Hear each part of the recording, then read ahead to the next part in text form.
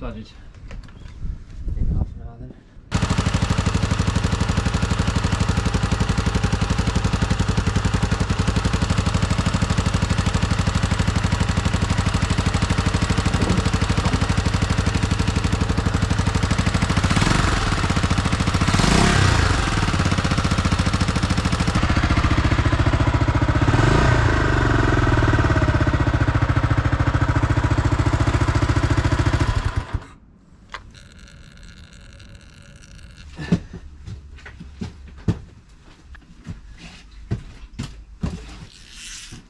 So I'm getting there. I'm just not happy with the way the exhaust blows from the front of it. It blows. It's not about the temperature. The temperature looks like it travels down nicely enough. It's just that noise. It's just a bit too loud for me. And if you're riding on off-road, you want your bike to be somewhat quiet. I know I drive a 650, but still, you want it to be somewhat quiet. I don't want it blowing from the front, so. Now, there's two ways. I can tighten it down and see if that does anything. Because they are brand new gaskets, they need to be crushed properly and make a seal. So I can tighten it down, or I can replace the downpipes.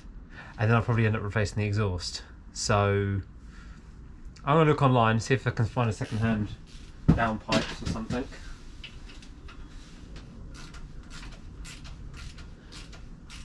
It's still going. So maybe, just maybe I can tighten them down. Right then, so we warmed up the bike the other day, drained the oil out, or I hope so anyway. There's a few drips coming out the other side as we speak. So what I'm going to do now is undo this to get to the oil filter, which is like a mesh I believe, and I think it's here somewhere. So yeah, I've got to do all these bolts. Now I'm guessing I'm going to have to replace the gasket, but we'll see. Probably going to have to replace the gasket. But, you know, one thing at a time, eh? And then I can order a new gasket. Right, let's get this undone. Alrighty then, I got it open. Sorry GoPro, you're going to get very oily now. Yeah, that looks good. Right, let's check the filter. That's what we're here for, the filter. Oh, it's stuck. Oh, it's really stuck in there. It looks good, but... Oh, hang on. I was going to say it looks good, but hang on. Oh, yeah. Mr. Filter needs a clean. Look at all that gubbins in there. Although I might have to if I can't get this living thing out. Okay, it's coming. Oh, jeez, Louise. Okay, well it came out and there's a lot of crap in there, but the filter itself is actually quite clear. Nice. Nice, we'll put that down there for now. And there's a nice big plier mark on it, so I know which way to go back in. Right, let's just get in there. Oh, lovely. Right then, if this leaks, I'll replace it. It's not too difficult to get to, which is pretty good. But if it doesn't leak, I won't. One of those things.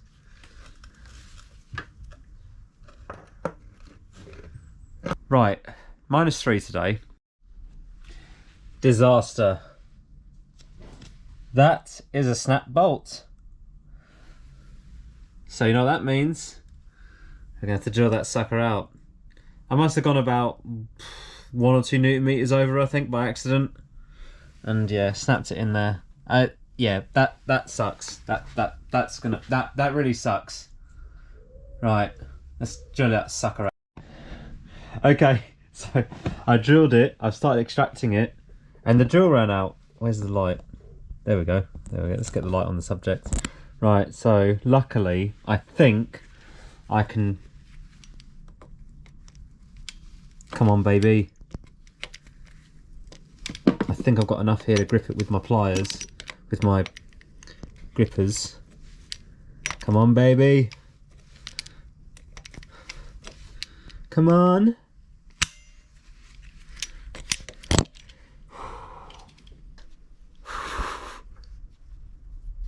This right here, this is what victory looks like.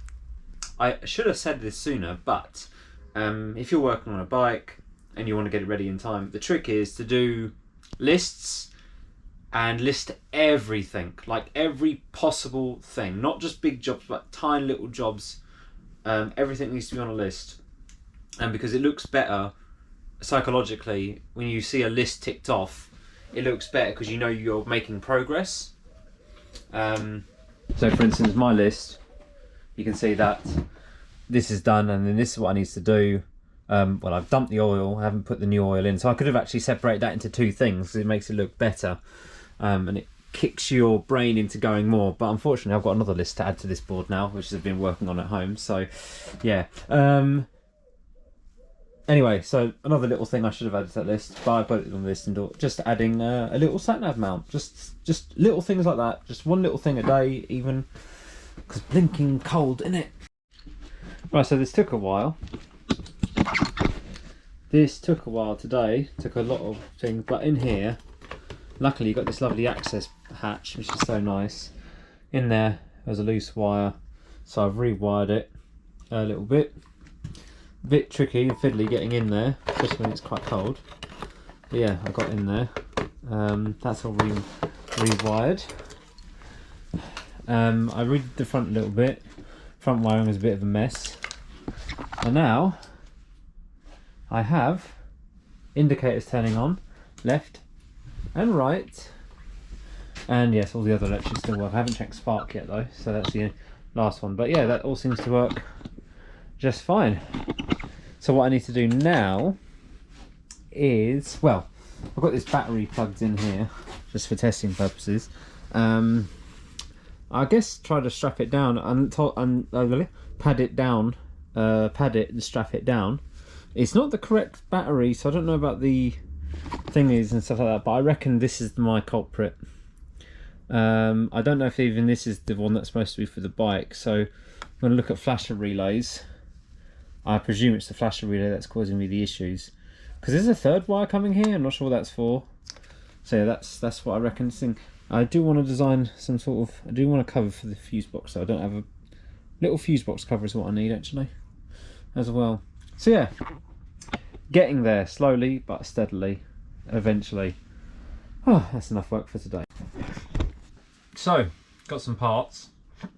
Right, it's very cold, but if we can do one little thing each day, I'm happy. Or try to do something. So, taking off the flasher relay, which I believe is incorrect or broken. Like, it's got to be this now.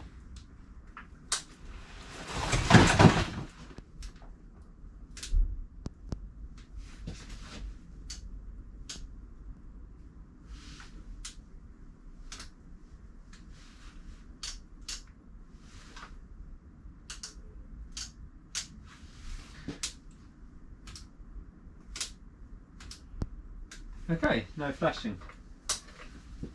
So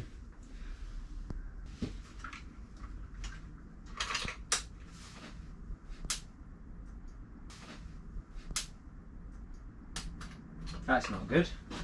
That's like we've blown a fuse pretty much. I think we've blown a fuse.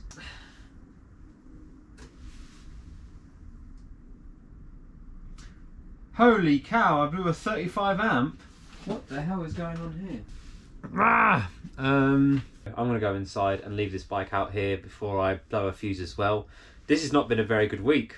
So I didn't realise at the time, I've since looked it up, but 35 amps, well I thought it was a bit high, but over double what it should have been. So the fuse blew. Okay, I hooked up the flasher relay incorrect, fine. And that's fine because it would just blow a fuse, but the fuse didn't blow quick. So I've changed the fuses over to what they should be, and now nothing works. So my idea now is that it's blown the fuse slowly, therefore burnt out the loom on a section or something, which has melted some wires or something, I'm guessing. The only way to check is to take the whole bike apart and look at the loom. Anyway, that's going to be the end of the video. Or the end of this week anyway. I'm going to probably have to take the whole bike apart maybe. Eye up and down the loom. Why is it not turning on? Like nothing is turning on now. I've gone completely backwards. So yeah, maybe next week I'll be hunting down a loom to replace my bike with. If I can get a second hand one, I'll still be in budget, but what a pain if I have to replace the loom.